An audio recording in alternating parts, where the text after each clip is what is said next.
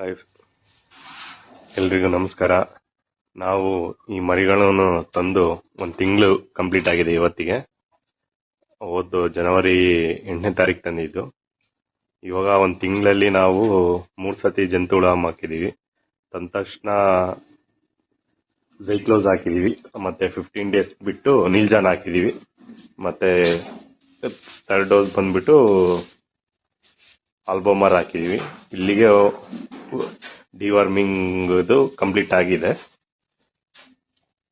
ನೋಡಿ, ಈ ಕಡೆ ಇವು ಏನಿದಾವ ಮರಿಗಳು 20 ರಿಂದ 25 kg ಬಂದಿದ್ವು ಅವಾಗ ಫಸ್ಟ್ ತಂದಾಗ ತೂಕ ಮಾಡಿದ್ದಕ್ಕೆ. ಇವಾಗ ನೆಕ್ಸ್ಟ್ ಇನ್ನೊಂದು 2-3 ಡೇಸ್ ಅಲ್ಲಿ ವೇಟ್ ಚೆಕ್ ಮಾಡಬೇಕು. ಈ ಮರಿಗಳು ಎಲ್ಲ ಬಂದ್ಬಿಟ್ಟು ಅವರೇಜು 15 ರಿಂದ 20 kg ಒಳಗಡೆ ಬರವು. ಈ ಕಡೆ ಒಂದು 16 ಇದಾವೆ, ಈ ಕಡೆ ಒಂದು 15 ಇದಾವೆ.